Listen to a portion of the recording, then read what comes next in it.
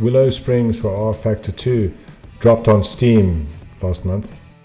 I thought I'd take my favorite mod, which is the URD T5, and take a test on the Willow Springs International Raceway by Tyrone, who did the IsR Corti version, and converted by Corti and rFactor. The track, obviously desert based. I've never been there, so but I'd imagine by just the landscape. Not easy to learn it. It took a while for me to get to grips with it, although I know these cars well, so therefore, you know, I could eventually get the hang of it, despite some crazy lines, some Romain Grosjean style lines. But yeah, eventually I felt a good pace. Took me about, I'd say, an hour just to, you know, get it right. The track is pretty challenging. So yeah, 10-minute race with the AI on at 100%.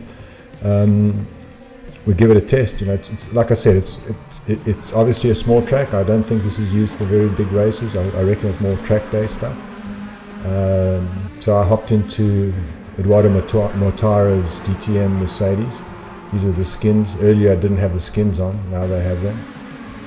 Yeah, pretty frenetic start, but very, you know, very believable because this AI is good. But again, you're driving in a desert, and it's very much apparent. They've got that really sort of remoteness, well captured in terms of immersion.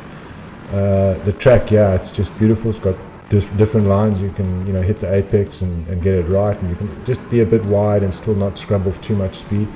I think increasingly rFactor 2 tracks are showing a lot more forgiveness off the line, and I think that's important because that's how it is. I think in real life you don't just lose a car; it's progressive.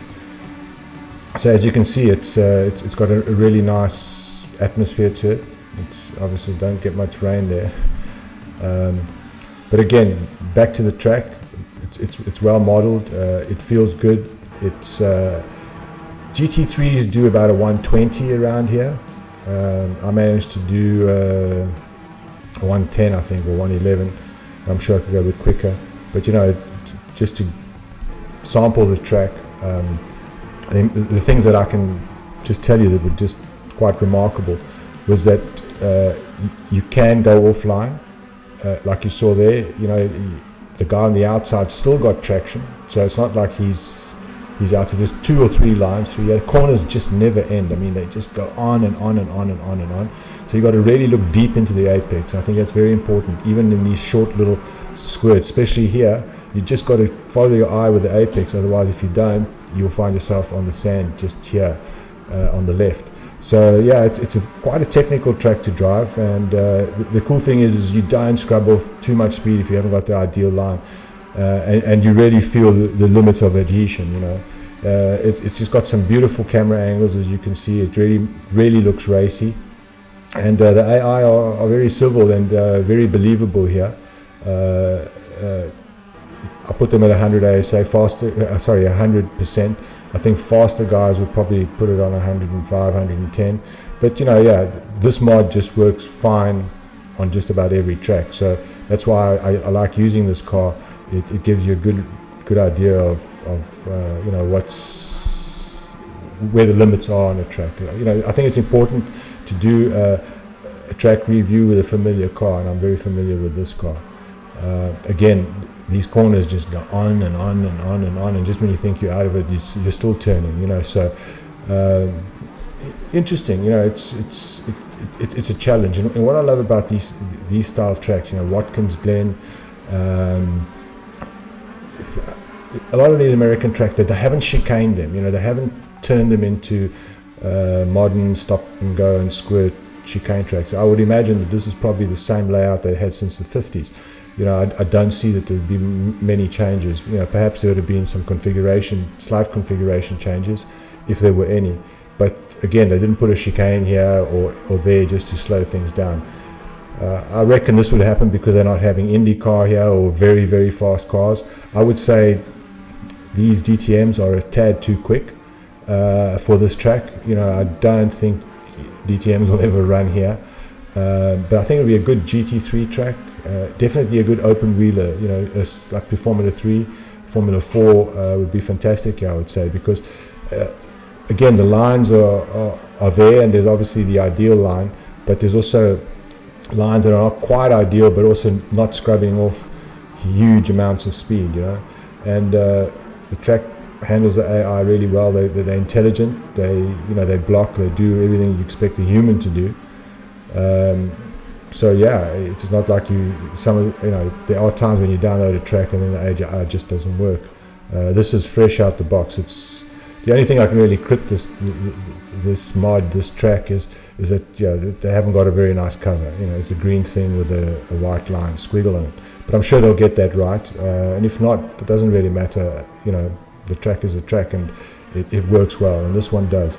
Again, I need to mention, even when you get a wheel on the sand, it's still savable, it's still plausible, it's still believable.